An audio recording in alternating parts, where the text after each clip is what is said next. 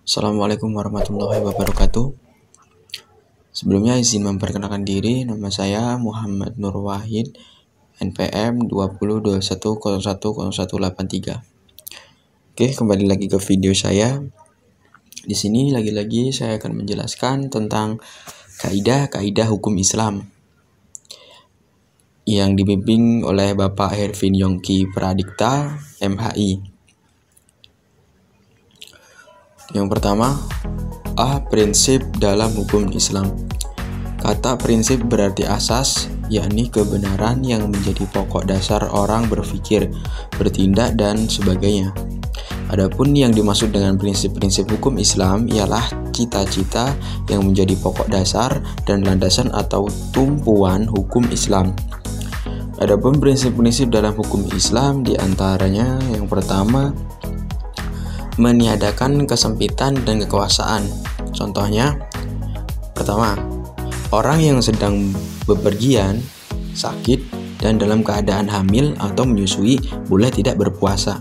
Kedua, orang yang tidak kuat berdiri untuk mendirikan sholat, maka ia boleh melakukannya dengan duduk.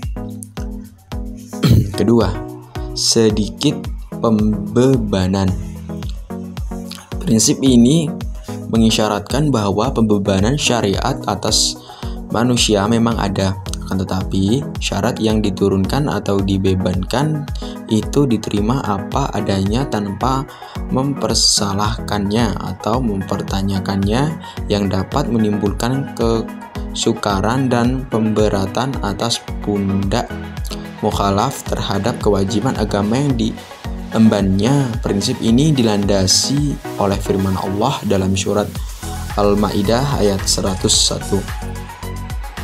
Ayat tersebut menginstruksikan kepada manusia agar dapat menahan diri daripada mempertahankan masalah yang tidak ada ketetapan hukumnya. Misalnya pada waktu peraturan perundang-undangan belum diketahui, dan agar permasalahannya untuk sementara dibiarkan dan kemudian permasalahan itu dipecahkan melalui kaidah-kaidah umum demi memberikan kelonggaran pada manusia. Ketiga, bertahap dalam menetapkan hukum. Al-Quran diturunkan secara berangsur-angsur, bukan sekaligus, sebab mengingat potensi manusia yang sangat terbatas, hingga ketika ada ayat yang telah diturunkan kemudian dipahami, barulah ayat lain diturunkan. Keempat, memerhatikan kemaslahatan manusia.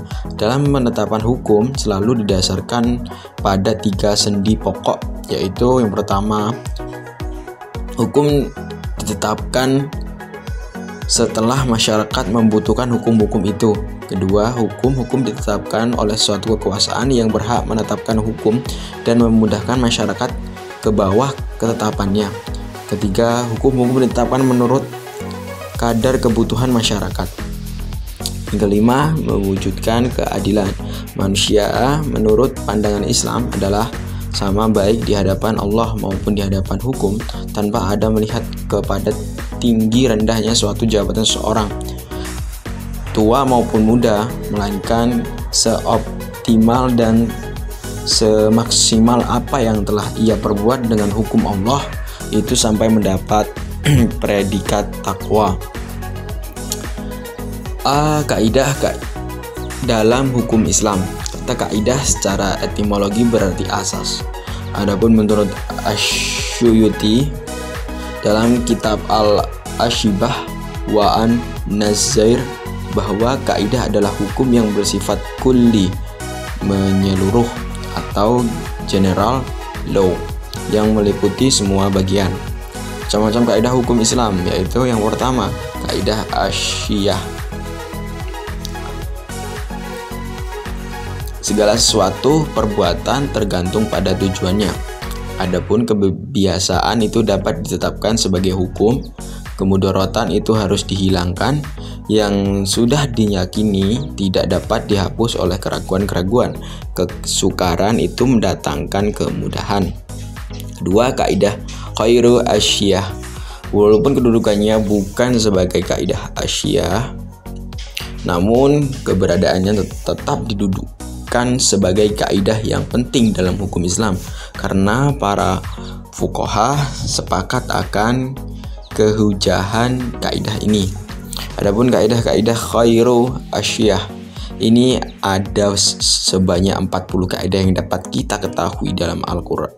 Dalam Al-Asyabah wa an-Nazkhair karangan Imam Jamaluddin Abdurrahman bin Abi Bakar Al-Suyuti. Kemudian ditambah lagi dengan 68 kaidah yang terdapat dalam kitab Al-Majalatul Ahkamil Ad-Diyah yang telah disempurnakan oleh Mustafa Ahmad Az-Zarqa. Tujuan hukum Islam. Kajian tentang maksud atau tujuan ditetapkan hukum dalam Islam merupakan kajian yang sangat menarik dalam bidang usul fikih. Al-Sadibi menyatakan bahwa dongkrit maqasid al-syariah adalah kelanjutan dan perkembangan dari konsep maslahat. Tujuan hukum Islam, maqasid syariah. Yang pertama, memelihara agama. Kedua, memelihara jiwa. Ketiga, memelihara akal. Keempat, memelihara kehormatan. Dan yang terakhir, kelima, memelihara harta kekayaan. Sekian materi yang bisa saya sampaikan. Kurang lebihnya saya mohon maaf. Dan kepada Allah saya mohon ampun. Wabillahi taufiq wal hidayah. Wassalamualaikum warahmatullahi wabarakatuh.